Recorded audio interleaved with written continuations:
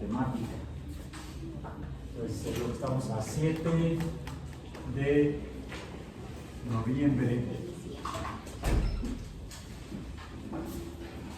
de 2025 en precálculo 2025. Ya pasó un cuarto del siglo XXI. Durante el siglo pasado, en el primer cuarto del siglo XX, había ocurrido ya en 1903, por primera vez, humanos lograron elevarse sobre el suelo, que no fuera con globos. Ya la gente volaba en globo desde finales del siglo XIX. Es más, ya se elevaban en globos, no solamente quedaban arrastrados por el viento. ¿Cómo le llaman? Aerostáticos. Porque aire están por arriba del suelo, pero estático quiere decir que idóneamente se quedarían en un lugar, pero eso rara vez ocurre. ¿Por qué? Por el aire, ¿no? Si el viento, que es movimiento de masas de aire atmosférico, pues suelen llevar, de acuerdo a la dirección que tengan los vientos, cualquier cosa que se eleve sobre el suelo, y eso depende de un fenómeno físico que es la presión. La presión, no estoy desvariando, tiene que ver con el tema de hoy y lo que hemos estado hablando las últimas sesiones de clase. La presión es un fenómeno que describe el comportamiento de los gases, una forma en la que se presenta la materia en el universo, porque de hecho quizá la materia que existe en el universo se encuentra principalmente en forma de gas en el universo, en el espacio entre galaxias, y dentro de las galaxias en el espacio entre estrellas. Los astrónomos hablan del espacio intergaláctico, el espacio en que separa las galaxias, que a su vez son conjuntos de estrellas, se agrupan en galaxias. Es un conocimiento que para 1925 no existía. O sea, hace 100 años, la gente, cuando escuchaba la palabra galaxia, lo que recordaban o imaginaban era un conjunto de estrellas que se podían ver a simple vista, incluso en las ciudades. Ahorita no lo podemos hacer por la contaminación lumínica, por la iluminación en las calles, nos impide ver la galaxia. A ver, quienes están en ingeniería en alimentos, estudiando ingeniería en alimentos, levanten la manita. ¿De dónde viene la palabra galaxia? Deberían saberlo. Y no porque no estén estudiando, porque deberían estar estudiando astronomía, ¿no?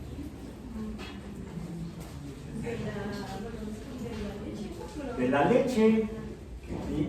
Uno de los campos de trabajo de la ingeniería en alimentos es la industria láctea, la industria de los productos lácticos, que de dónde vienen del campo. Bueno, cuando se fundó la UAM hace 50 años, ya el siglo pasado, ya pasó la mitad, el doble de este tiempo, en este siglo, desde que se fundó la UAM. Se fundó de hecho hace 51 años, en el 74. Yo entré aquí a estudiar en el 79, pero ya venía desde el 78 porque mi hermano había entrado a estudiar biología aquí mismo, un año antes que yo, en el 78. Y a veces lo acompañaba yo a tomar clases como oyente yo. Y cuando íbamos llegando aquí a la universidad, uno se encontraba vacas. No en el camino, adentro de la universidad.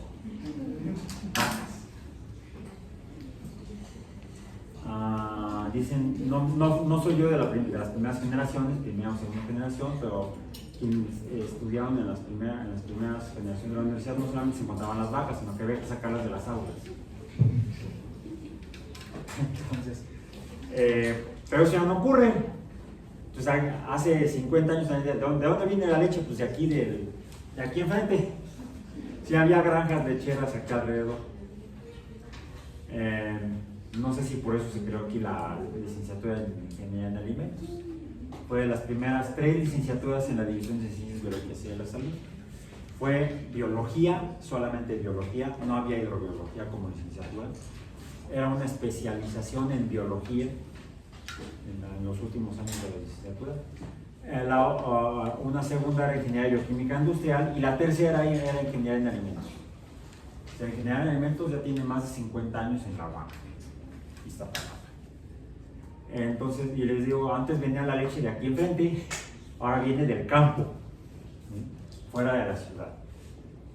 Y la leche, ¿cómo está compuesta químicamente? ¿Qué tiene la leche? Lactosa. Es un azúcar, un polisacárido, de hecho es un disacárido, que es uno de los principales azúcares presentes en la leche. Entonces, la gente que consume leche, los humanos, desde hace más de 10.000 años, domesticaron a los bóvidos, a los animales bovinos, quizá para obtener de ellos carnes y leche. Todavía en algunas sociedades, en algunos países en África, en el centro o norte de África, no solamente consumen, crían ganado vacuno y no solamente obtienen la carne y la leche, sino también se alimentan de la sangre de su ganado. Y entonces la gente que domesticó las vacas comía carne de res, tomaba la leche de las vacas y, por cierto, ¿por qué? Pues porque somos mamíferos, las vacas son mamíferos. Los mamíferos es una de los últimos grupos de organismos que se evolucionaron sobre la Tierra. Producen leche, la cual es el alimento de las crías. Todos los mamíferos toman leche cuando son bebés. Luego crecen y ya no la pueden tomar. Porque la enzima que ayuda a oxidar, a digerir la lactosa, esa enzima deja de producirse conforme el organismo va creciendo en edad. Cuando son adultos, los mamíferos ya no toman leche. Y de hecho, si toman leche, le ha pasado a mis gatos y a mi perro, que de repente preparaba yo mi licuado, lo dejaba encima de la mesa, llegaba un gato y a tomarse mi licuado. Pero el problema es que les hacía daño, ya que eran gatos adultos. ¿Por qué? Porque dejaron de producir la lactasa, que es la enzima que ayuda a digerir la leche. Es por eso que se dice que se vuelven, crecen, dejan de producir lactasa. Está codificado en el genoma que ese gene que le dice a las células que produzcan lactasa se inactiva y entonces ya no producen lactasa a las células, ya no pueden digerir la lactosa a los mamíferos adultos. Se vuelven intolerantes a la lactosa. Pero hace más de 10.000 años en África, en Asia, en Europa, los humanos, hace aproximadamente 10.000 años, quizá un poco más, domesticaron a ganado vacuno y empezaron a usarlos para alimentarse y vamos a tomar leche. ¿Y qué les podía pasar? Si eran adultos, quizás se enfermaban porque no podían digerir la leche, quizás hasta se morían. Se llama selección natural, fenómeno biológico. la forma en la que el proceso a través del cual se forman las especies biológicas por selección natural. El que sobrevive se reproduce y entonces sus hijos se parecen. El que no sobrevive antes de reproducirse se muere, no se reproduce y entonces no hay hijos parecidos a esos organismos, ¿no? Incluidos los humanos, hace poco más de 10.000 años. La domesticación entonces se da en ese intervalo de tiempo. Ya para entonces, de hecho, ya hay humanos en este continente. ¿Sí? Los humanos descubrieron este continente mucho antes de 1492.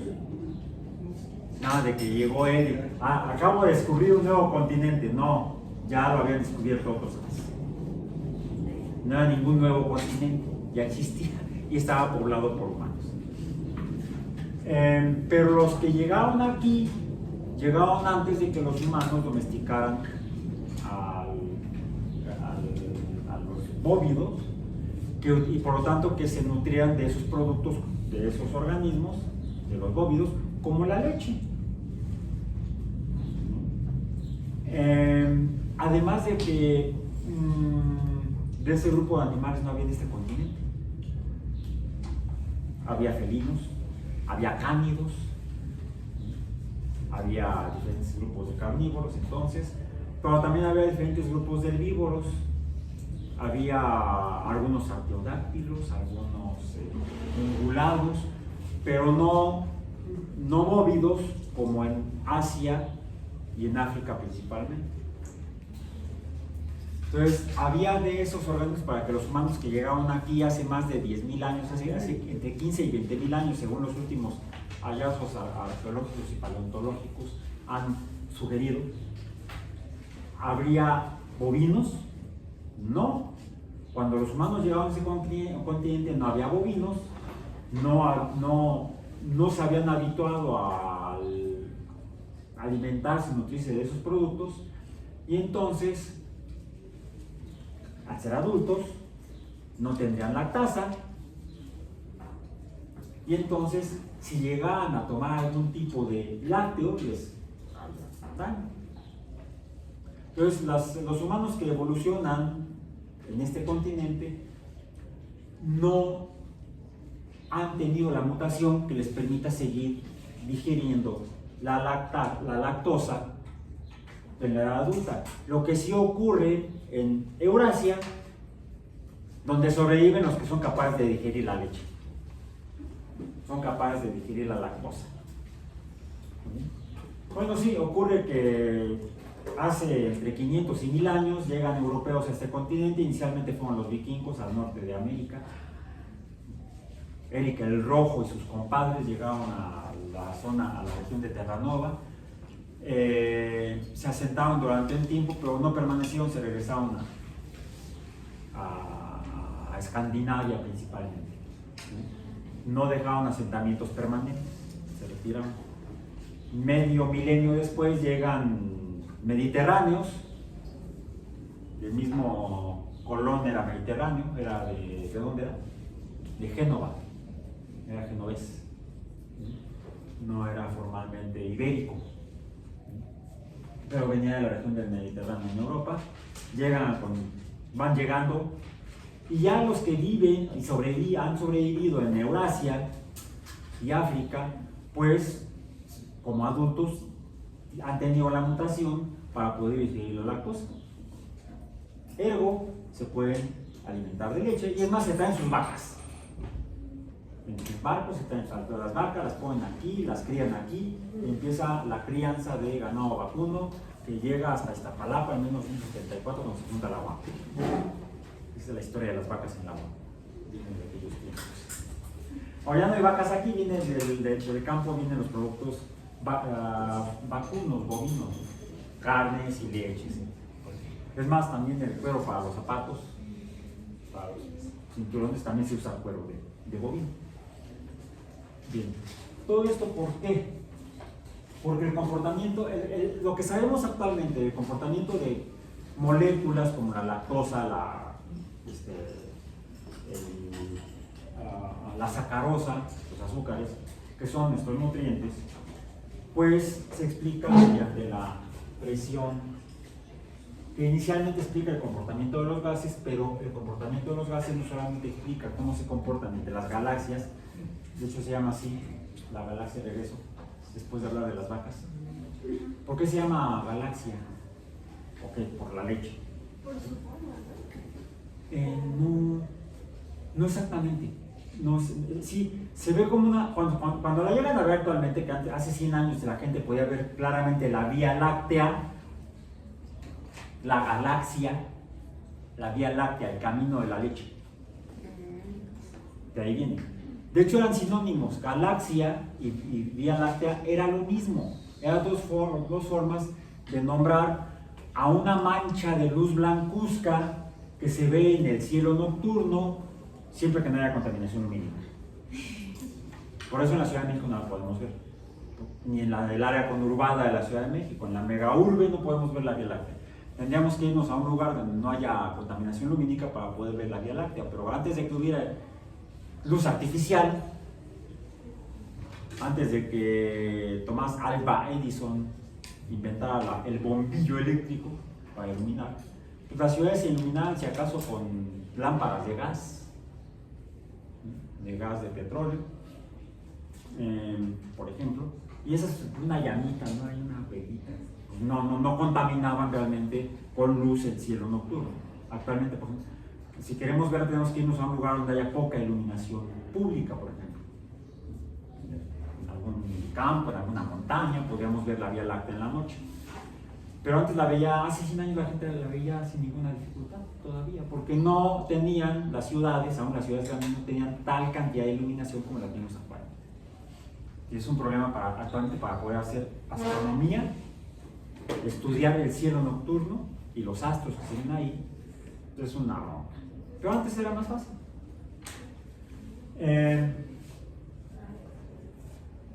¿Qué es la Vía Láctea? Pues ya los pueblos antiguos la veían, pues no había lámparas. No sabemos quiénes fueron los primeros humanos que vieron esa mancha de luz en el cielo nocturno, pero sí fueron los griegos los que le dieron ese nombre. En otros lugares la gente, los pueblos le dieron otro nombre a esa misma mancha de luz que se ve en todo el mundo.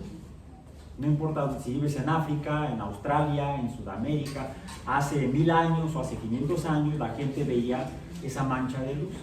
De hecho, en África, el pueblo Kung, que era de la región de Namibia, le llamaban el espinazo de la noche, como la columna vertebral del cielo. O sea, cada sociedad tiene su forma de interpretar el mundo, o ha tenido históricamente, de acuerdo a su contexto, hasta biogeográfico, su entorno, interpretan el mundo. Quizá por eso los antiguos en este territorio decían que los humanos formaron los dioses a partir de maíz. En cambio en otros lugares no, fueron de barro con agua. Es más, no baba, con baba de Dios. No agua, sino baba de Dios. Tomó tierra, la babeó y guácala, qué asco. Prefiero ser hijo del maíz. Bueno, son interpretaciones de acuerdo al contexto de cada lugar. Los hawaianos nativos interpretaban que el mundo había sido creado por la diosa Pele. ¿Quién era esa diosa? El volcán. Las islas de Hawái son islas de origen volcánico. En Grecia tienen su propia interpretación del mundo, de la naturaleza, sus figuras divinas, sus dioses, y es la Hera, por fin, eso era, la diosa Hera, Hera, esposa de Zeus, quien cuando nace su hijo Hércules, ¿han ido a ver? ¿Han llegado a ver la película Disney, que ya es muy vieja? Es del siglo pasado, literalmente. Pero bueno, Hércules es hijo de Hera.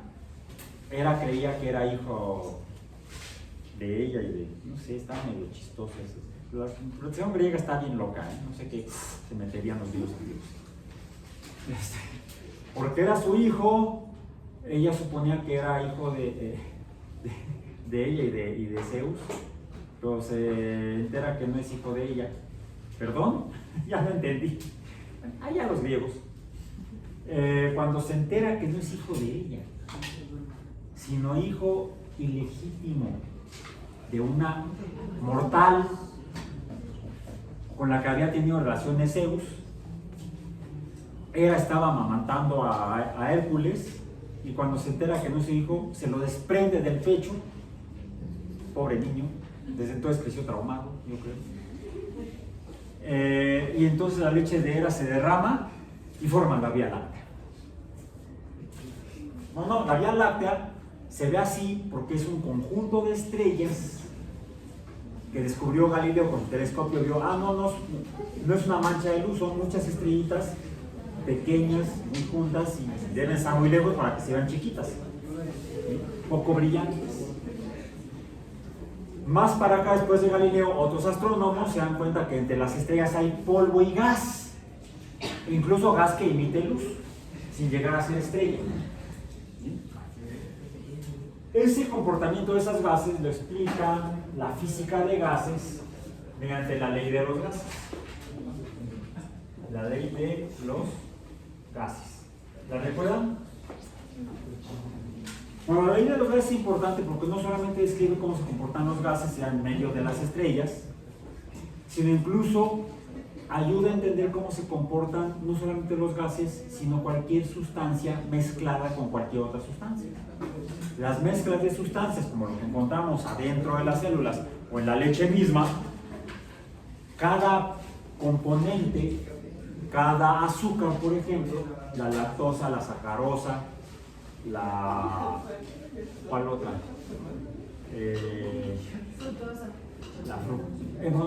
La fructosa es una hexosa. La galactosa es así. La lactosa, la sacarosa y la galactosa son disacáridos. Ah, sí. Los que están formados por dos monosacáridos, que a su vez todos los monosacáridos están formados por conjuntos de 6 átomos de carbono, con grupos funcionales hidroxilo y carbonilo, ya sea el carbonilo en forma de aldehído o de cetona. Les llamamos a esas azúcares cetosas, las que tienen el grupo carbonilo como cetona, y aldosas, a las que tienen el grupo carbonilo como aldehído. Es lo que caracteriza químicamente a los azúcares. A todos los azúcares tienen grupos hidroxilo como de alcohol y tienen grupos carbonilo en alguna de las dos formas, aldehído o cetona. De hecho, podemos dividir a todos los azúcares en dos grandes grupos. ¿Cuáles son? ¿Ya están estudiando química orgánica? No, están apenas en química general. Y es por eso que es importante que en química general aborden, estudien, entiendan, por ejemplo, qué es la oxidorreducción. Están en eso ahorita. Díganme qué es la oxidación.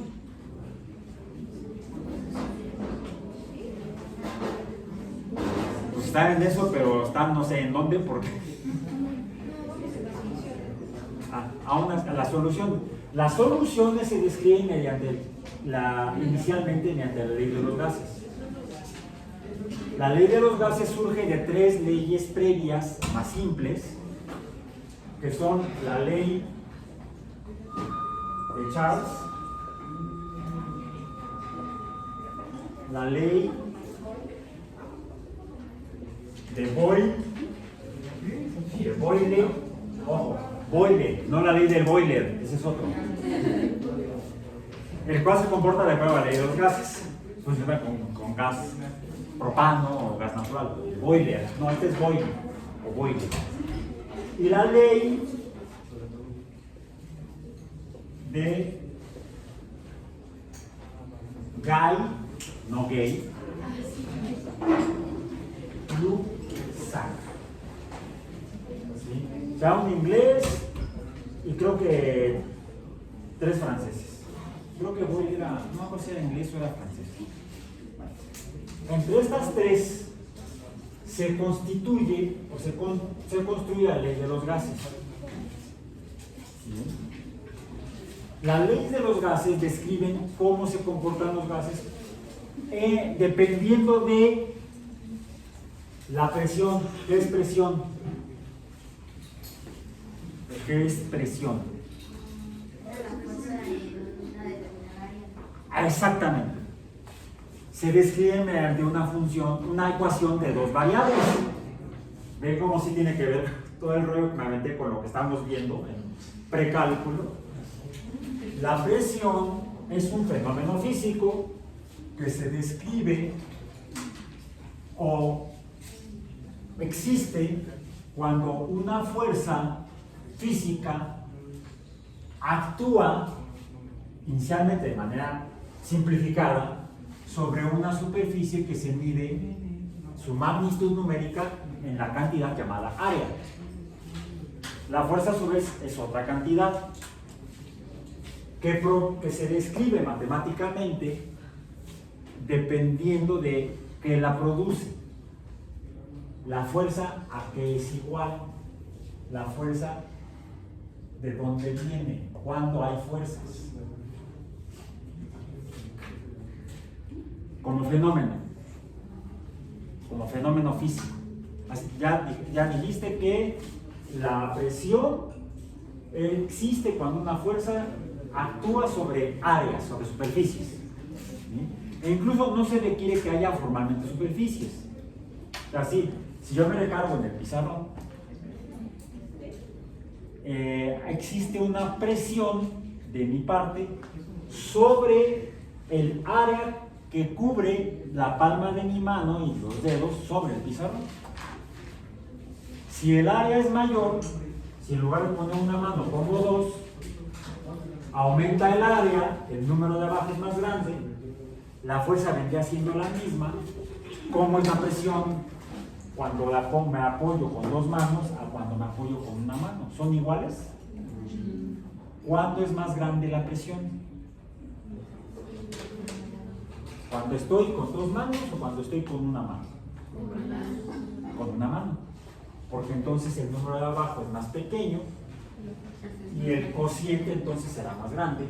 Que si tengo las dos manos, el número de abajo será más grande, el cociente será más pequeño. ¿Sí? Esto es cuando uno se empieza a hacer bolas. ¿Sí? Cuando tratamos de interpretar los números que se definen mediante operaciones aritméticas que pueden ser suma, resta, multiplicación o división, que a su vez nos da lugar a números que llamamos racionales. ¿Cómo interpretamos qué tan grande o qué tan pequeño es una cantidad medida mediante un número racional? Estaba relacionado con esto. Me topé, creo que en TikTok, con un video de un, no recuerdo si era un gringo o de otro país, que se estaba diciendo, bueno, es que con razón eligieron a Donald Trump.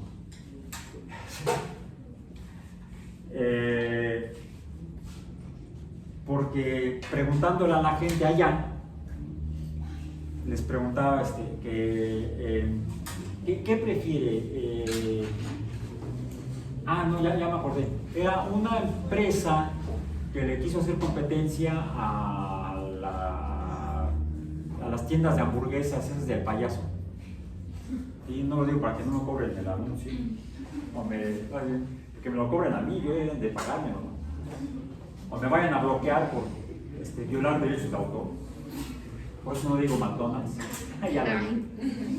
Las hamburgueserías del payaso. Que tiene una que se llama cuarto de libra. Estamos hablando de números racionales, de cocientes. La hamburguesa cuarto de libra, ¿a qué se refiere? Se refiere precisamente a un cuarto de libra de carne en la hamburguesa. ¿Cuánto es una libra? Es una unidad del sistema imperial. Que ni el imperio, originalmente del imperio británico, pero el imperio británico ya no usa la libra, el sistema imperial. De hecho, el imperio británico ya ni siquiera es imperio. Se cayó después de la Segunda Guerra Mundial y pues ahora queda nada más la Commonwealth de Great Britain, el Reino Unido de la Gran Bretaña y esa comunidad de países asociados o de naciones asociadas. ¿Qué es una libra o cuánto es una libra? Si la usa en el otro imperio, en lo que actualmente está cayendo, el imperio gringo. ¿Cuánto es una libra? Ahí dirá, pues la esposa del libro, no, pero ¿de cuánto? No, ¿qué? La libra es la esposa del libro. ¿Cuánto es una libra? Aproximadamente. 0.45 kilogramos. Sí, yo lo interpreto que es como 450 gramos más o menos. Ajá. Punto 45 kilogramos, estos son 450 gramos. Es poco menos de medio kilo. Medio kilogramo, poco menos. Porque de repente uno se encuentra productos importados de allá, del imperio gringo, y vienen, las cantidades vienen en libras. O luego cuando viajas para allá, que vas al súper a comprar algo para desayunar, comer o lo que sea, y los productos vienen etiquetados, su cantidad de libras, y ahí líbrame, Señor, de estos pecados. Entonces son aproximadamente, vamos a redondear, medio kilo, por cuestiones de facilidad. Si una libra es medio kilo, ¿cuánto es un cuarto de libra en kilogramos? No. Medio kilo es una libra. Media libra, tenemos que hacer proporciones, media libra sería un cuarto de kilo, sean 250 gramos, redondeando, y entonces un cuarto de libra sería la cuarta parte de una libra, sean aproximadamente 125 gramos. Y la venden como si fuera, ay, qué cantidad de carne, un montón. Bueno, a lo mejor sí. Por ahí una empresa de competencia, a la del payaso, quiso competir vendiendo hamburguesas de un tercio de libra al mismo precio. Un tercio de libra. Es lo que decía el video que vi. Le voy a tumbar el mercado al payaso. No se vendían. No, se vendían. ¿Cómo? ¿Por qué? Un tercio. Vamos a ver, vistos como fracciones, un cuarto sería esto, ¿no? Como fracción, un tercio sería esto. ¿Qué es más grande? ¿Dónde hay más? Un tercio. Bueno, tendría más carne la hamburguesa de un tercio de libra que la de un cuarto de libra, y aún así, por el mismo precio, la gente no la compraba. Seguían yendo al payaso a comprar sus hamburguesas. Terminaron retirando la campaña, terminaron de no se vende, pues no es negocio. Papas. ¿Por qué la gente no compraba esta en Estados Unidos por el mismo precio? ¿Por la publicidad engañosa? No. Ahora, ¿cómo son 4 comparado con 3? Como números enteros. Estos son números racionales. Estos son números enteros.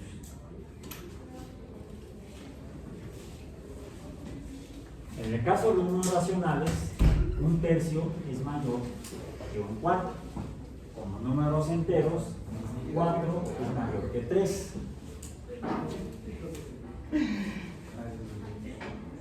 Por eso eligieron a Donald Trump. ¿Por qué no la compro? Pues es que 4 es más grande que 3.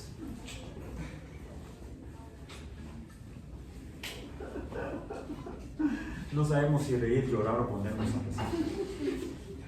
Así decía un comentarista en la tele hace muchos años. Cuando ocurría algo así impresionante, impactante, de ahí la importancia de entender bien los números. Esto como la importancia de interpretar números racionales, ¿sí?, que describen fenómenos naturales. Y además importantes. ¿Por qué importantes? Nada más para terminar el concepto de fuerza. Use the force, Luke. Allá tenemos un caballero Jedi. Ah, no, es tu capucha de sudadera. Pensé que era un caballero Jedi. Y atrás está tu compañera. May the force be with you. La fuerza los acompaña. ¿Qué es fuerza? Es otra cantidad que a su vez describe el comportamiento de qué cosa en la naturaleza. ¿De dónde sale esta cantidad? ¿Cómo calculamos esa cantidad llamada fuerza? La masa es la segunda ley de Newton. La cantidad de materia, masa, puede ser de la hamburguesa, la carne, pero en movimiento, y no solamente en movimiento, sino en cambio de movimiento, porque es aceleración. La aceleración, a su vez, lo voy a poner aquí abajo, la aceleración es el cambio en la velocidad en función del tiempo de algo. Si ese algo tiene masa, entonces, mientras su velocidad esté cambiando, está existiendo una fuerza. Si la velocidad es constante, por cierto, ¿qué sucede? Si la aceleración es el cambio en la velocidad entre el tiempo, si la velocidad no cambia, ¿cuánto da A? Cero. Entonces, cualquier cosa que esté en movimiento a velocidad constante, en el movimiento rectilíneo uniforme, por ejemplo, o en el movimiento circular uniforme, no, ese es medio, ese está más loco todavía, no, porque vamos con el movimiento rectilíneo uniforme. Si van a velocidad constante, la fuerza es cero.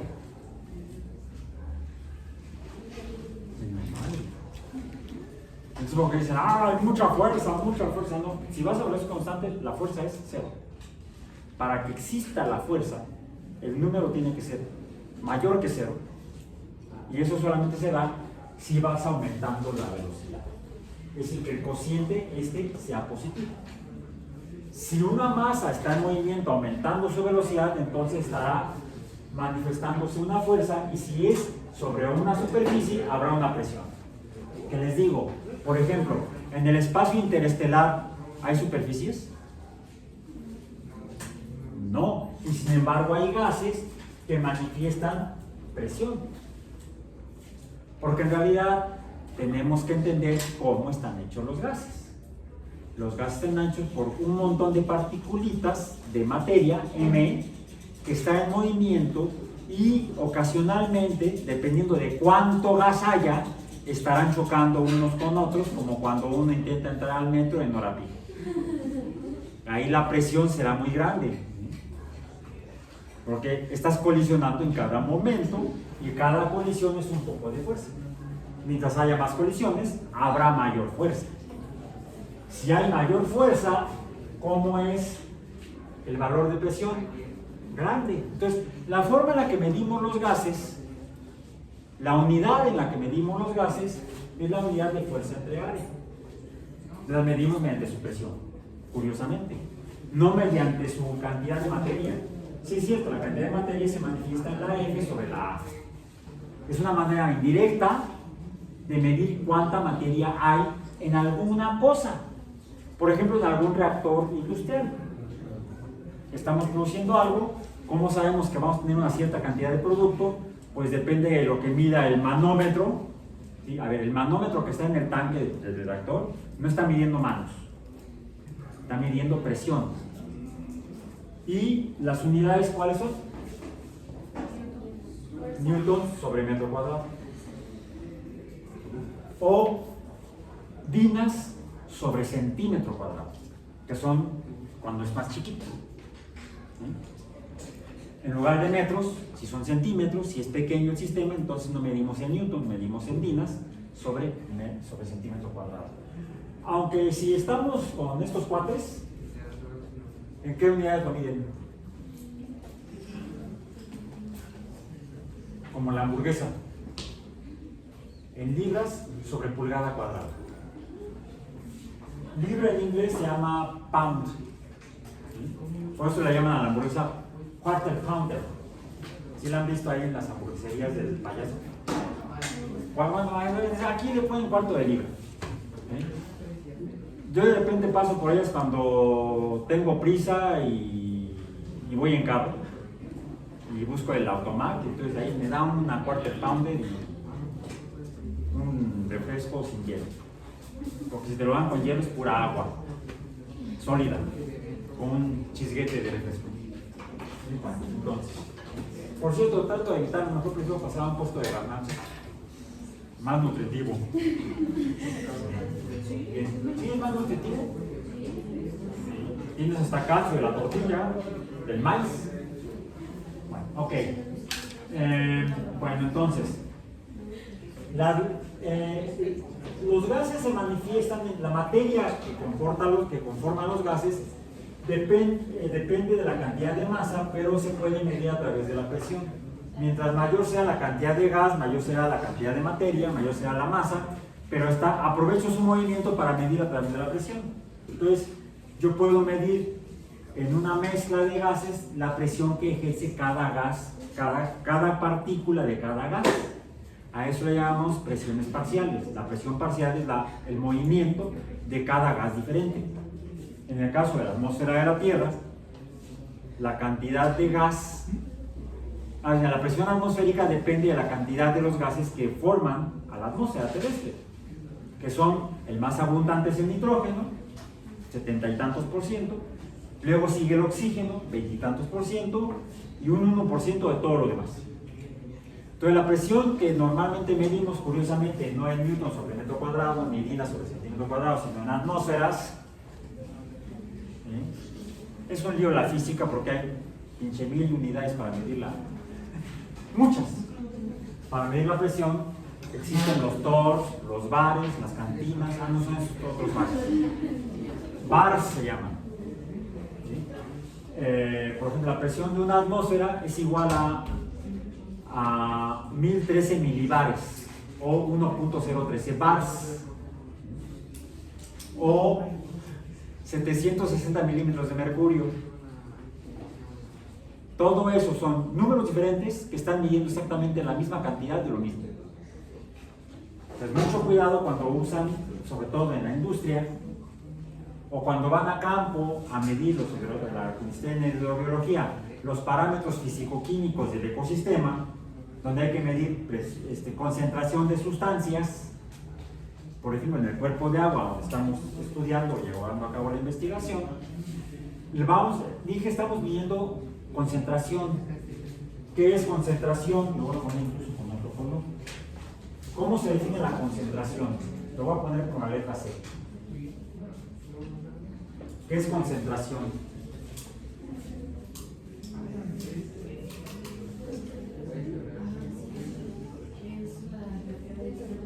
¿La cantidad de qué? La cantidad de sustancia, digamos, pongámoslo S, como sustancia o soluto. ¿Qué más?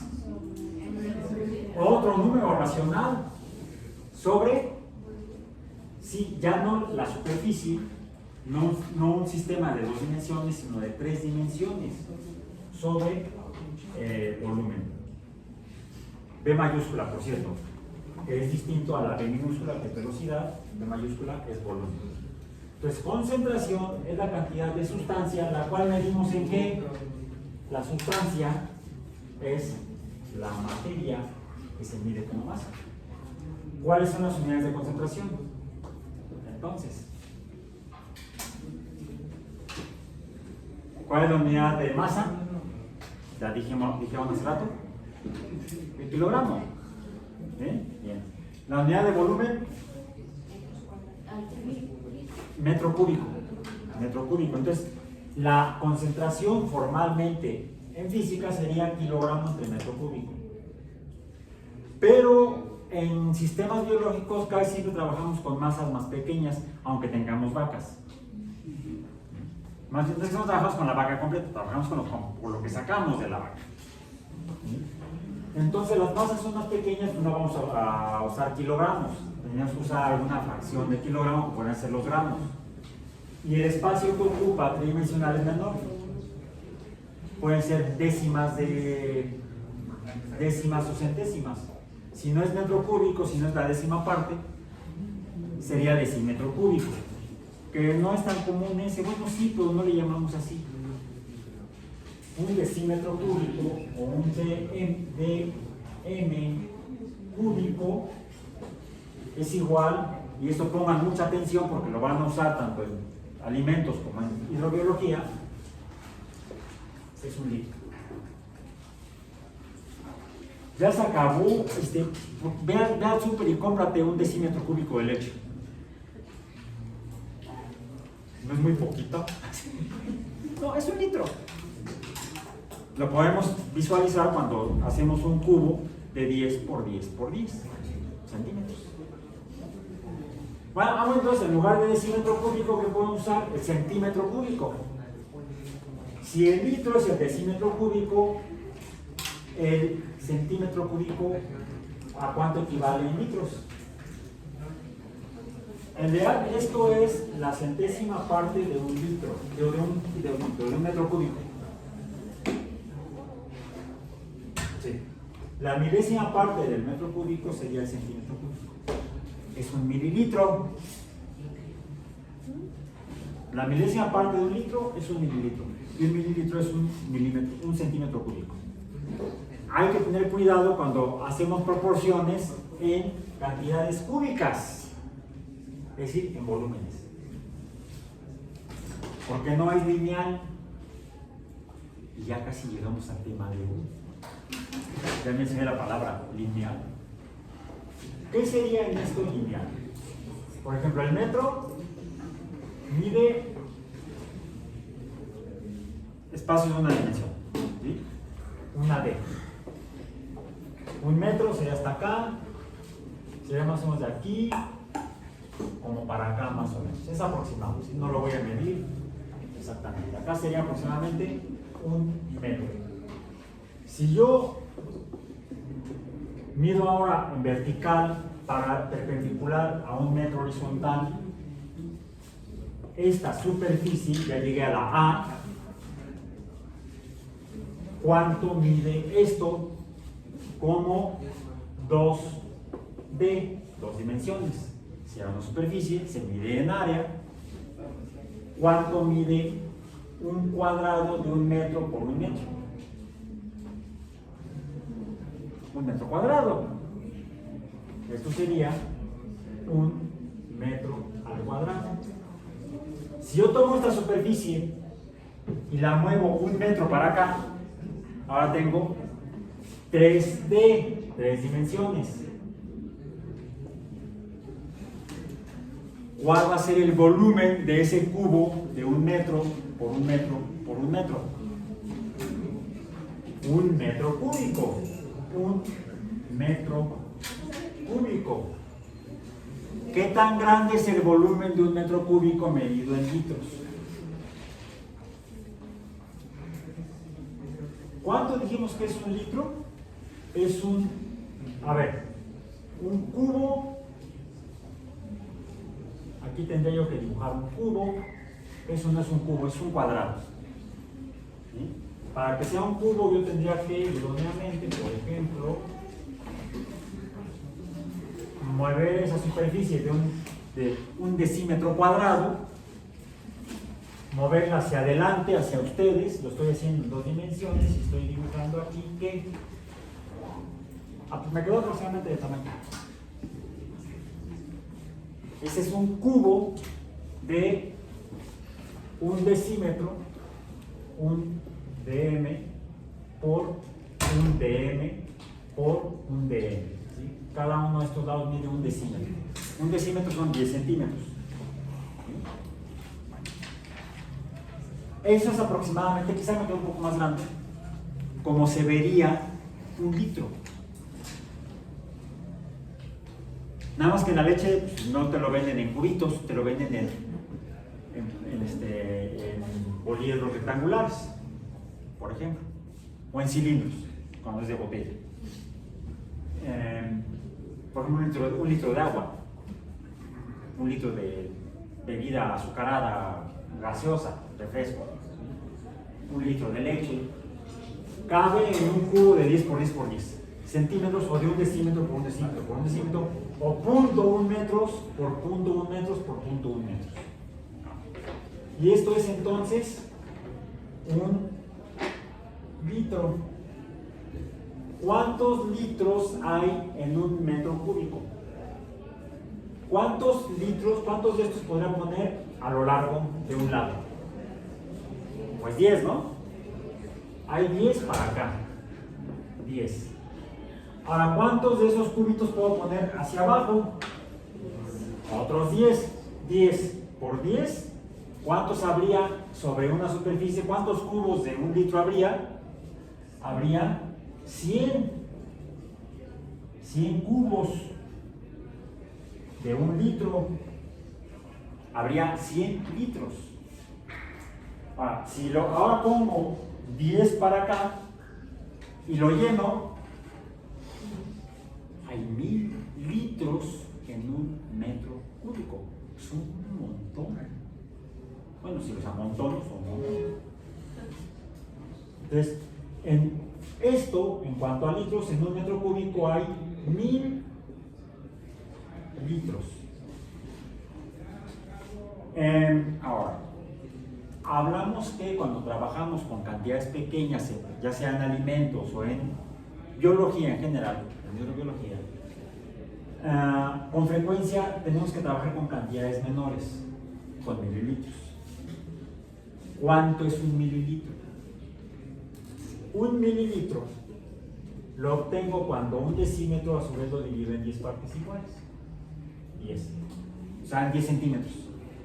Y hago un cubo de 10 por 10 por 10. Ahí está, un cubo de... Bueno, se quedó más grande. Sería un cubo de 1 centímetro por 1 centímetro por 1 centímetro. De repente, cuando se llegan a enfermar y les tienen que, no sé, alguna gripe bacteriana, si es viral, no queda más que aguantarse. Porque luego los antivirales tienen efectos secundarios medio horribles. Entonces mejor me la llevo ahí en paz, me cuido y ya. Dejo que mi sistema inmune funcione y ya me cuido. Mi sistema inmune me cuida. Quizá con ayuda de una vacuna, como cuando la COVID. Pero si es bacteriana la infección en las vías aéreas, y las hay, entonces es cuando les deben recetar algún antibiótico. Mucho cuidado cuando van a los consultorios médicos y el médico les revisa, van ustedes moqueando y todo, queriéndose morir. No queriéndose morir más bien. Sintiendo que te mueres, pero no te vas a morir, afortunadamente, la mayoría de las veces. Y el médico le receta un antihistamínico para los síntomas de la congestión y el fluido nasal, un antipirético para la fiebre, paracetamol, por ejemplo. Un antihistamínico puede ser antihistamínicos en nombre, efedrinas, por ejemplo. Antihistamínico. Y en muchos consultorios, el antibiótico, amoxicilina con clavulanato. ¿Les ha tocado? Sí, ¿verdad? La mayoría de las veces no es necesario, porque la mayoría de las infecciones en las vías aéreas que producen síntomas tipo gripe o influenza no son bacterianas, son virales. Entonces, si le receta a la persona que está en el consultorio médico-médica antibiótico, pidan una segunda opinión antes de comprar el antibiótico. Aún así, es necesario. Sí, ¿cómo se verifica? Dependiendo de los síntomas, sobre todo la forma del moco, de la mucosidad que se produce. Si es verde y espesa, es bacteriana. Si el moco no es verde ni espeso, sino que es más bien fluido, lo más probable es que sea viral. No soy médico, soy biólogo, pero estudié un año de farmacología y virología y no sé qué tanto más en la licenciatura. Entonces tengo nociones de medicina. Además soy muy preguntón y les pregunto a los médicos. Es muy bueno, aprendes así. Entonces, si tiene signos y síntomas de que muy probablemente sea bacteria, entonces sí hay que usar antibiótico. Sientes que te estás muriendo y entonces se siente muy mal, te pregunta el médico, sí, entonces se lo voy a mandar inyectado. Si no en tabletas o en cápsulas, o sea, por vía oral. Pero si es urgente, andas con una fiebre de 40, ¿sí? y nada más no levantas, necesitas la ayuda del antibiótico. Y normalmente son de 3 mililitros las dosis. ¿Cuántos son 3 mililitros? Para eso lo quise poner así para que visualicemos de manera relacionada con nuestra vida real y no con cosas fantásticas o difíciles de entender, lejanas de la realidad, que tenga un significado para ustedes. Eso en educación se llama aprendizaje significativo. Y bueno, para entenderlo, pues qué mejor que algo que creo que la mayoría hemos pasado por este tipo de experiencias, en las que nos dicen 3 mililitros de amoxicilina durante 3 días cada dosis. ¿Sí? O a veces cuando estás grave puede ser hasta una semana. Bueno, hay que tomar la dosificación completamente, que ya me siento bien y ya no, porque entonces vienen primero las recaídas y segundo las bacterias resistentes a antibióticos, que es terrible el problema. Bueno, entonces, para avanzar, ¿cuántos son 3 mililitros? ¿Es mucho? ¿Es poco? En cuanto a las unidades generales del sistema internacional, la unidad de volumen es el metro cúbico. ¿Cuántos son 3 mililitros? Nada. Mucho, muy pequeño comparado con la unidad. Es por eso que a veces tenemos que trabajar con fracciones y lo importante es que lo entendamos. ¿Cuánto es un mililitro? 1 centímetro cúbico. O sea, imagínate un cubito de 1 por 1 por 1 centímetro. ¿Cuántos son 3 mililitros? Recordemos el tamaño de la jeringa. Sean como 3 cubitos de 1 por 1 por 1. Creo que queda más comprendido. ¿Esto por qué? Porque los gases se describen con base en la presión que ejercen en el espacio, que es la materia, las partículas del gas en movimiento. Pero también lo usamos como finalmente sea gaseosa, líquida o sólida la materia, toda está en movimiento, toda ejerce presión, aún en solución. Las partículas en solución están en movimiento, colisionando unas contra otras, y entonces a veces en el método experimental que usamos para medir algo, lo que hacemos es realmente usar los principios de la ley de los gases para medir la cantidad de materia que está involucrada en el fenómeno biológico o biotecnológico que estamos estudiando. Ya más aterrizado, ¿para qué caramba sirve todo eso? ¿Y por qué tenían que haber estudiado y aprendido la ley de los gases que vio en la secundaria y en la preparatoria? Era para eso, a buena hora me lo dicen. Ni me acuerdo. Bueno, para eso lo traje a colación. ¿Por qué? Finalmente, las leyes de los gases que nos describen cómo se comporta la materia, sea gas o líquida, principalmente en el ámbito de las ciencias biológicas, ¿sí? No somos ingenieros mineros, entonces no vamos a trabajar mucho con sólidos, salvo cuando tenemos el reactivo que viene granulado, viene en polvo y lo vamos a disolver. Finalmente no vamos a trabajar con la sustancia sólida, vamos a trabajar con la sustancia en medio líquido disuelta. Y entonces nos son muy útiles las leyes de los gases para entender lo que está pasando en nuestro sistema biológico de tipo líquido o semejante. ¿Por qué? ¿Estas leyes cuáles son? Por ejemplo, la ley de Gay-Lussac, ¿ya la googlearon? Las 3 leyes. Las 3 describen el comportamiento de la materia, pero no como masa, sino como presión P. ¿Cuál es entonces la descripción que nos hace la ley de Charles del comportamiento de los gases?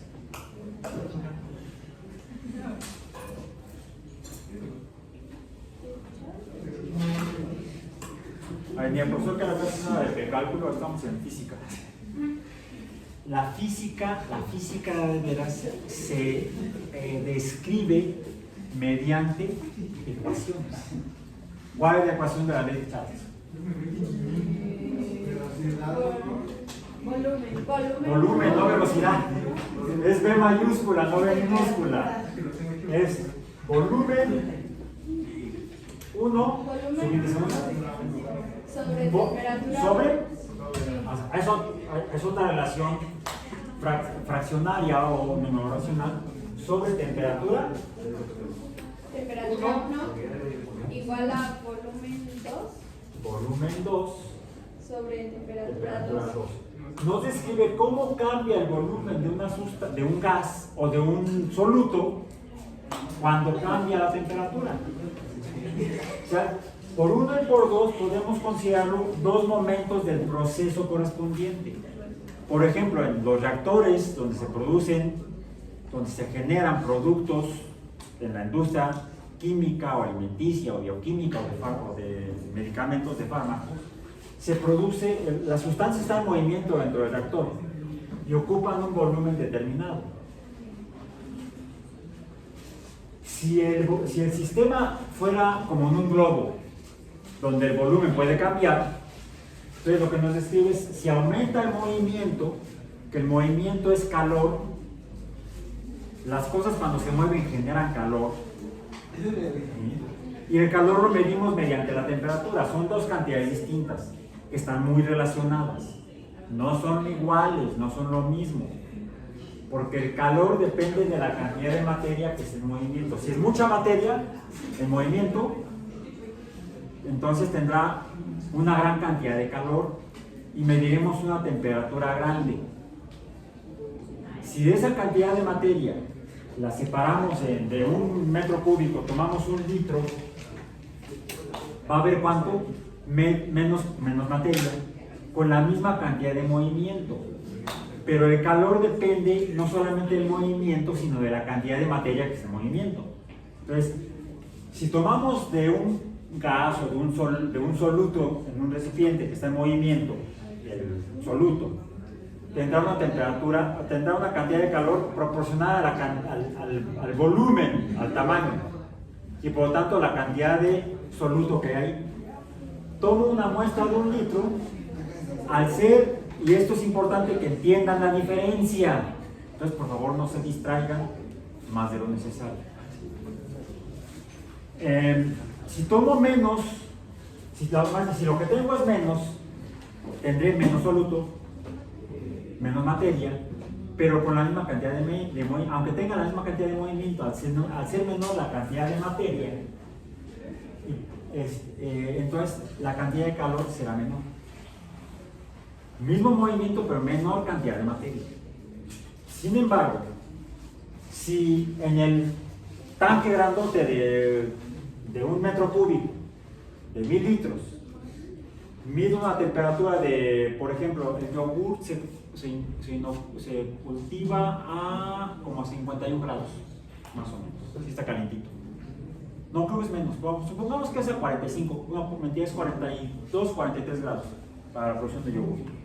Revise por favor el dato porque puedo estarme equivocando, muy seguramente, muy probablemente me estoy equivocando. Supongamos que son 41 grados el reactor de yogur. Si tomo 1 litro de ese yogur, ¿a qué temperatura va a estar? La misma. La temperatura no cambia. El calor sí. Porque el calor depende de la cantidad de materia, del tamaño del sistema. La temperatura no. Aún así, la temperatura será mayor mientras más esté en movimiento. Si una vez está el yogur, ¿qué hacemos con él? ¿Dónde lo ponemos antes de comerlo? En el refrigerador. ¿Qué es lo que hacemos? Le bajamos la temperatura. Inicialmente, si hacemos eso, Si la temperatura 2 es menor que la temperatura 1, ¿qué va a pasar con el volumen? Debería disminuir, porque es el cociente volumen de temperatura. Si baja la temperatura, debe bajar también el volumen. Y sí, normalmente se contrae. Ok. Ahora, la ley de Charles. ¿Qué nos dice la ley de Charles? No, la ley de Charles. Es que lo puse arriba. Me equivoqué. Voy a poner entonces acá. Porque esta no es la ley de los gases, corrijan. No, ya se va a corregir en el video. Entonces, P1 entre T1 es igual a P2 entre T2. La que sigue, me equivoqué, era Boyle. La ley de Boyle.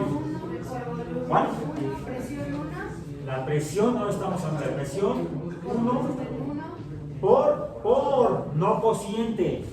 Es una multiplicación. Por el volumen 1 será igual a presión 2 por volumen 2.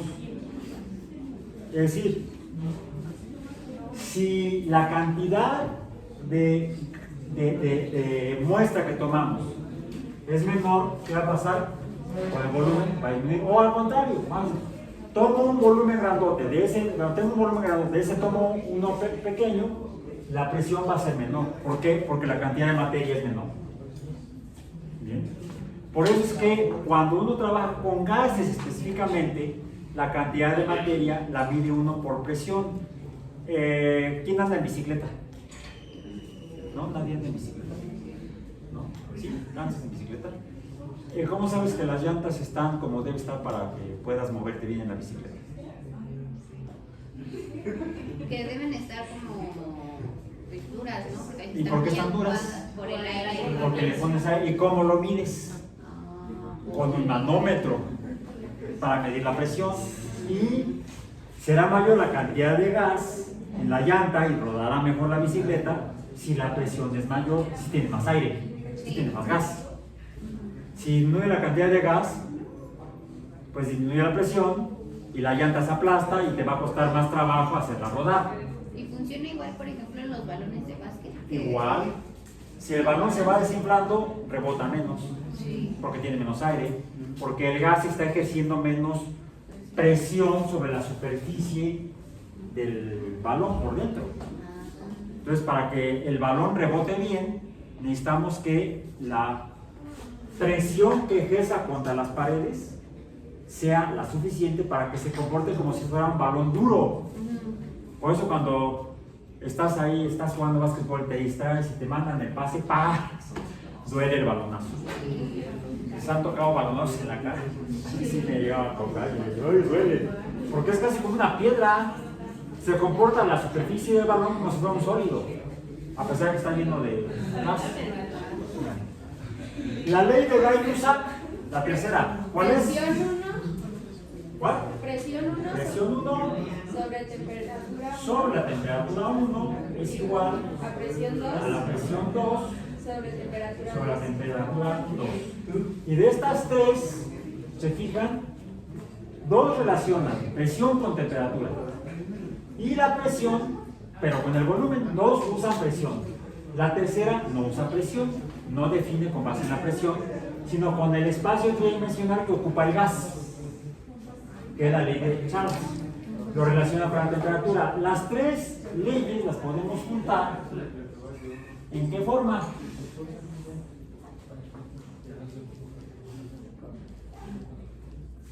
Que es la ley de los gases, en la que le van a faltar todavía algunas cantidades, números. Estas son las cantidades que, estas las podemos estar representando con X, con Y y con Z, porque si miran son tres cantidades, ¿no? ¿Por qué digo con X, con Y y con Z? ¿Cuándo dijimos que vamos a usar esas letras? Porque cambian. Cambian. De hecho, por ejemplo, cuando estamos produciendo yogurt, comenzamos con la leche, que tiene lactosa. La lactosa la podemos medir por su concentración o presión parcial. Porque finalmente es lo mismo. La fuerza se debe a la masa. Aquí tenemos masa. Y si bien, aunque la presión es el área, sobre la que se ejerce la fuerza, pues todo recipiente tridimensional tiene superficies. Entonces podemos medir la acción en el caso de los gases sobre la superficie del cuerpo tridimensional, del sistema tridimensional. Entonces, diríamos que la presión P es proporcional a la cantidad o concentración de materia en unidad de volumen. Por eso es que cuando queremos medir en algunos sistemas la concentración, la medimos por presión. Estamos midiendo algo muy parecido. No es exactamente lo mismo, pero sí es muy parecido. Si el sistema es grande, pues estaremos viendo kilogramos sobre metro cúbico o quizá kilogramos sobre litro. Si trabajamos en sistemas biológicos como medicamentos o sistemas o seres vivos, vamos a estar midiendo miligramos sobre mililitro o miligramos sobre centímetro cúbico, que es lo mismo. Eso depende del tamaño del sistema que estemos trabajando, estemos estudiando. Y a veces vamos a medir concentración y a veces vamos a estar midiendo presiones parciales. Y de esa manera sabemos entre cualquiera de las dos conocemos cuánta materia hay. En el caso de los gases, pues es más fácil a través de la presión que andar midiendo la masa del gas. Inflen un globo así común y traten de saber cuánto gas hay. Va a ser más fácil mediante un manómetro que poniéndole una balanza o una báscula. Necesitaría una balanza de alta precisión para cantidades pequeñas de masa. Por ejemplo, las que usan en las joyerías. Ahí sí usan balanzas pequeñitas que miden pequeñas cantidades de materia. Pero en la balanza de Don Chucho, que es el que vende las verduras, no, tiene la báscula grandota. Entonces ahí no se puede, ahí no podemos pesar la masa de un gas. Necesitaríamos instrumentos de medición de mayor precisión en cantidad de materia. Entonces, en la ley de los gases juntamos estas tres variables. Por eso digo que P, B y T son como X, Y y Z. Y es P1 por B1 entre P1. Fíjense que la T siempre está abajo, mientras que P y B van juntas, arriba, en el numerador, es igual a P2, B2 entre T2.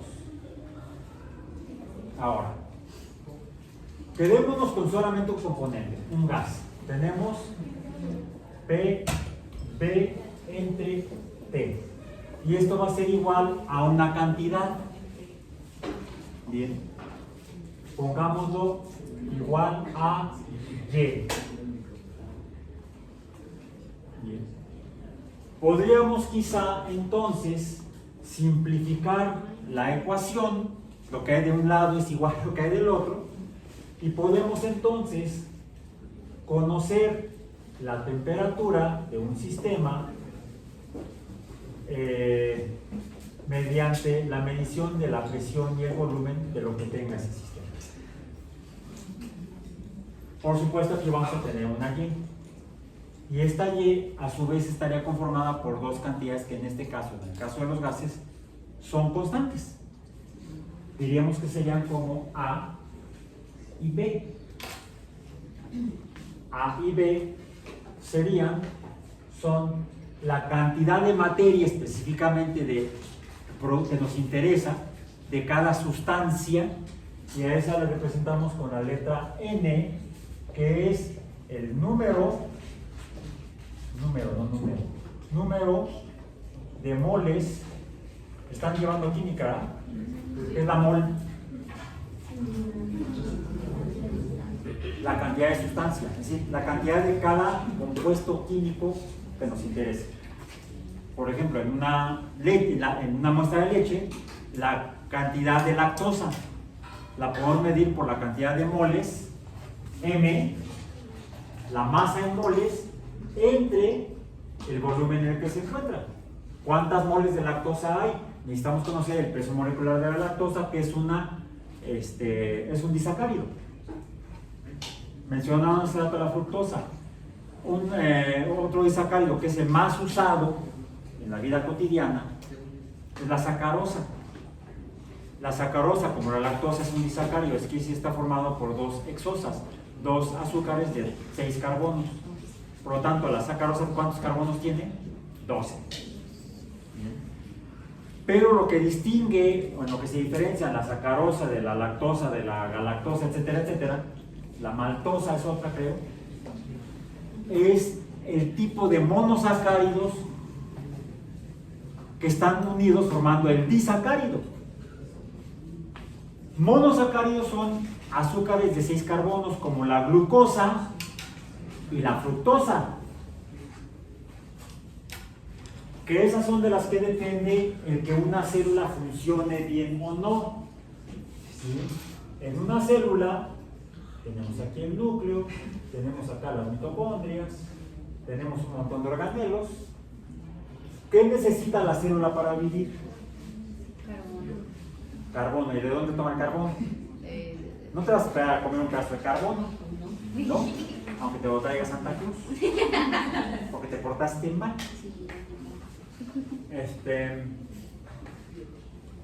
¿De dónde tomamos el carbono?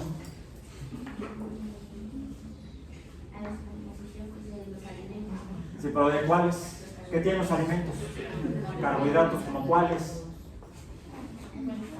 Lactosa, galactosa, sacarosa, maltosa, etcétera, etcétera, etcétera, que son disacáridos. Esos disacáridos, cuando entran en el caso de los mamíferos como nosotros, mencionaste, no sé, pan, bolillo, harinas. Las harinas, ojo, las harinas, no las sarinas, que eran las hijas del zar. Las harinas, como Anastasia. Esas entran en contacto con la saliva, la cual tiene una enzima que se llama ptialina, que rompe el enlace carbono-oxígeno, que junta a dos unidades de hexosas. Por ejemplo, fructosa y glucosa, que son las que forman a la sacarosa. La sacarosa está formada por una unidad de glucosa y una unidad de fructosa, unidas por un enlace éter, carbono, oxígeno, carbono. El enlace éter es roto por la ptialina. ¿Sí? Y entonces obtenemos dos moléculas de hexosas, una de glucosa y una de lactosa. Ya lo mencioné químicamente mal. Son dos unidades, una de un glucosilo, porque es un radical, y un fructosilo, porque es un radical. Recuerden que los radicales, no los de izquierda y de derecha, sino los de azúcares, o cuando hay química, tienen el sufijo hilo. ¿Sí? Están agarradas por un hilo. Pónganlas aquí. Entonces, el glucosilo da lugar a glucosa, el fructosilo da lugar a la fructosa, y las dos pueden entrar, no la sacarosa, sino estas, pueden entrar a través de la membrana celular al citoplasma, y es donde se empiezan a oxidar. Les pregunté hace rato qué era la oxidación. Pérdida de electrones. ¿Sí? La reducción entonces será la ganancia de electrones. Y en toda reacción química siempre alguien se reduce y alguien se oxida. ¿Sí? El que se oxida es el que pierde, no es el que se enoja. Yo siempre me hacía bolas. ¿Cuál era la oxidación y reducción? ¿Cuál es? Hasta que un día que estaba así, ¡ay, estoy muy enojado! No, mejor no me enojo porque el que se enoja pierde. El que se oxida pierde. Desde entonces no se me olvida. Entonces a veces la neurosis sí sirve para entender. Entonces entra la glucosa y la glucosa se oxida porque pierde electrones. Es la pérdida de electrones, por cierto. ¿Qué pierde? Pierde electrones. Pero los pierde en el sentido de que ¡pum! Se van. Bueno, los libera. No, tampoco los liberan. Se le alejan a uno de los 6 carbonos de la glucosa, al carbono número 6. Y se le alejan, no los pierde totalmente, porque se le pega una molécula que tiene muchos oxígenos, que los oxígenos son electronegativos. La electronegatividad es la afinidad por electrones. Son como los capitalistas, pero nada más que son de electrones, no de dinero. O sea, son ávidos, afines para jalar electrones los oxígenos. El fosfato, el grupo fosfato del ácido fosfórico tiene H3PO4. H3PO4 es el ácido fosfórico, tiene 4 oxígenos, 4 átomos muy afines por electrones. Y un fosfato, no el ácido, sino un fosfato se le pega a la glucosa y forma glucosa 6-fosfato. El fosfato, el fósforo, con los 4 oxígenos se le pega al carbono 6 y entonces al carbono 6 dice, mis electrones, mis electrones. Y el fosfato dice, yo los tengo. ¡Mua! Soy el capitalista y el obrero. El carbono es el obrero. Entonces, si suena, es química marxista, ¿no? Por eso la estoy haciendo en rojo. ¿Sí? ¿Cómo dicen? Proletarios del mundo unidos. Ah, no es con la mano izquierda. Es más, voy a hacerlo así. ¿Profesor es comunista? No. Vivo en una sociedad capitalista, no puedo ser comunista y no tengo capital, menos.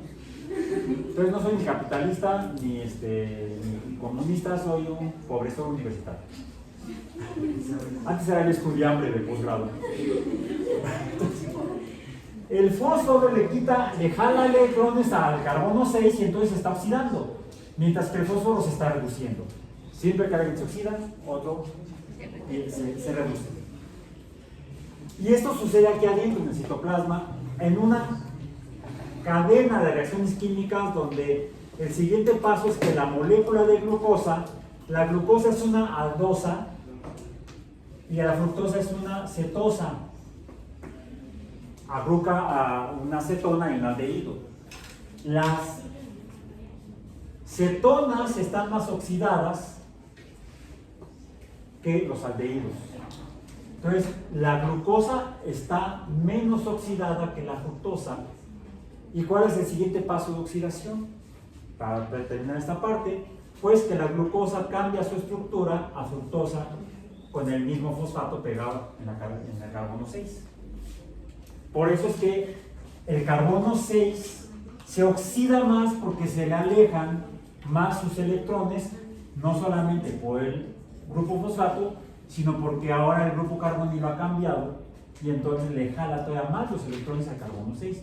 Y así se va oxidando de a poquito, ni cuenta se da, el carbono, los carbonos de la molécula y por lo tanto la molécula en su conjunto. Bueno, regresando a esto y qué tiene que ver con el precálculo y lo que hemos estado viendo de las ecuaciones lineales. Finalmente, todo esto lo sabemos porque hemos utilizado las leyes de los gases para estudiar el comportamiento de la materia orgánica, en química orgánica, por ejemplo, en bioquímica. De hecho, la escribimos con base en esta ley, que no solamente depende de la N, número de moles, cantidad de materia, sino también de una constante que es R, que es la constante que describe el comportamiento de todos los gases de manera ideal. En la realidad no es así. Se desvían un poco del comportamiento que describen las leyes de los gases. Porque finalmente los gases están formados por elementos químicos o por moléculas, los cuales pueden ser más o menos electronegativos, más o menos afines por electrones, y los electrones tienen carga eléctrica, y entonces las reacciones químicas dependen de la electricidad, de la capacidad eléctrica de cada elemento químico. Y eso genera entonces que se manifiesten pues, las propiedades de la electricidad. ¿Cuáles son? Las cargas. Y cuando hay cargas, hay una fuerza adicional al movimiento que perturba el comportamiento de la materia, la fuerza eléctrica. Entonces, cuando la materia tiene propiedades eléctricas, ya no se comporta como predecía esto. Le da en la madre la electricidad a la ley de los gases. Pero mientras, antes de considerar la electricidad, podemos utilizar la constante general de los gases, para aproximar el comportamiento de lo que estamos estudiando. A veces con una buena aproximación podemos hacer las cosas. Y esto lo sustituimos aquí en la Y y tenemos que el comportamiento de los gases, la ley general de los gases realmente sería que los gases en condiciones ideales, esa sería Ley General de los Gases Ideales, sin considerar interacciones eléctricas, es PV, el producto de la presión del gas en el espacio que ocupa va a ser determinado por la cantidad de gas, por la constante, por la temperatura a la que se encuentra el gas en el recipiente correspondiente. PV igual a nRT.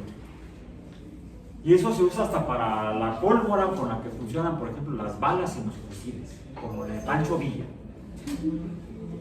Por eso es que Pancho Villa estudió termodinámica. Y Pancho Villa nunca reprobó termodinámica. Así creo que no se les va a olvidar.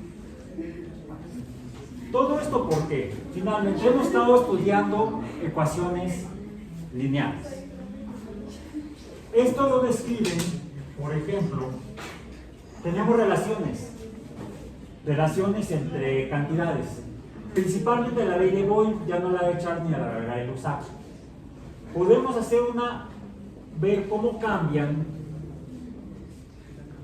la presión de una sustancia conforme cambia la temperatura. Estamos usando aquí la ley de Boyle.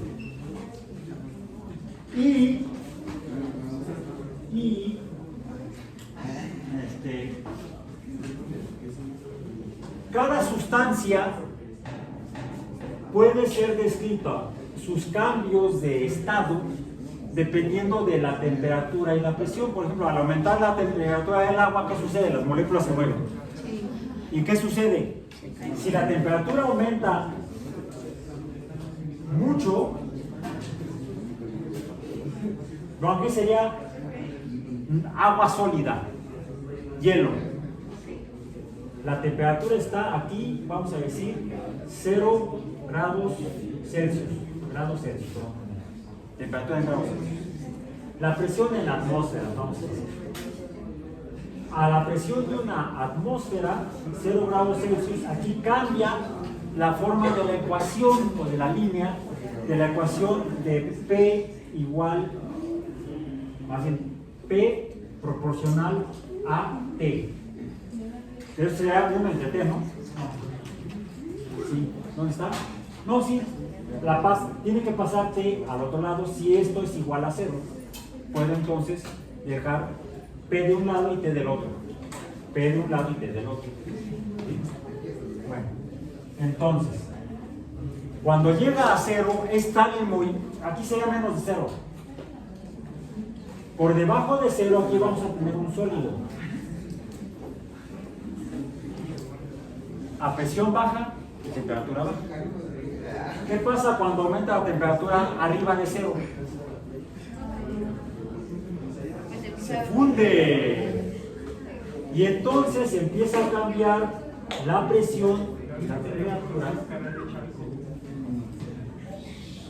de manera lineal. Esto lo describe una ecuación lineal, esto lo describe una ecuación no lineal.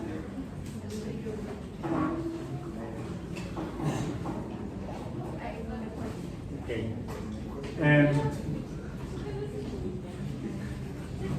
Aquí la sustancia, en el caso del agua, por ejemplo, pasaría entonces a qué? Al líquido. No, me equivoqué, es acá arriba. Líquido. Lo que pasa es que esto no es así, esto no es. Esa es la interpolación. Y el valor de X o T en este punto con este valor de P. ¿Bien? Pero también acá hay otra relación, más o menos así, donde en estos valores, por arriba de esta línea, el comportamiento va a ser de gas o vapor.